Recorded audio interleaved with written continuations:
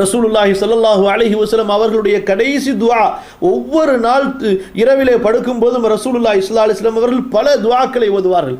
இந்த பல துஆக்களிலே கடைசியிலே ரசூலுல்லாஹி ஸல்லல்லாஹு அலைஹி வஸல்லம் அவர்கள் குறிப்பிட்டு ஓதக்கூடிய துஆ என்ன தெரியுமா? இரவிலே தூங்கும்போது அந்த துஆவை ஓதியதற்கு பின்பு அதே அச்சத்திலேயே ரசூலுல்லாஹி ஸல்லல்லாஹு அலைஹி வஸல்லம் தூங்குவார்கள்.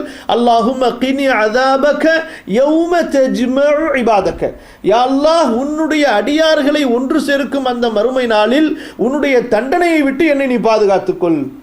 அந்த அளவிற்கு ரசூலுல்லாஹி ஸல்லல்லாஹு அலைஹி வஸல்லம் அவர்கள் நரகத்தை விட்டு பாதுகாப்பு தேடினார்கள், அஞ்சினார்கள்.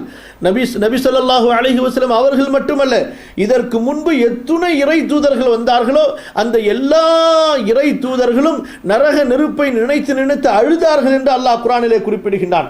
அல்லாஹ்வுடைய வசனங்கள் ஓதப்படும் போது, மறுமையை பற்றி நினைவு கூறப்படும் பொழுது இறை தூதர்கள் அழுது சஜிதாவிலே விழுந்து விடுவார்கள், அல்லாஹ்விடத்திலே பாதுகாப்பு தேடியவர்களாக.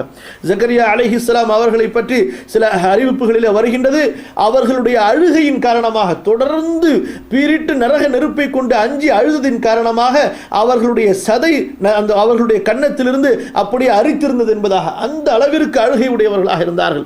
நமக்கு தெரியும், கலீலுல்லாஹ் இப்ராஹிம் அலைஹிஸ்ஸலாத்து வஸ்ஸலாம் அவர்களுடைய துஆவை அல்லாஹ் சுப்ஹானஹு வ தஆலா குர்ஆனிலே பல இடங்களிலே குறிப்பிடுகின்றான். அதிலே ஒரு இடம் முக்கியமாக சூரத்துல் அன்பியாவிலே அல்லாஹ் குறிப்பிடுகின்றான். அல்லாஹ்விடத்திலே நபி இப்ராஹிம் அலைஹிஸ்ஸலாத்து வஸ்ஸலாம் அவர்கள் அழுவார்கள். வலா துஹ்ஸினி யௌம யுபஅஸூன் யௌம லா யன்ஃபஉ மாலு வலா பனூன் இல்லா மன் அத்தல்லாஹ பிகல்பின் சலீம்.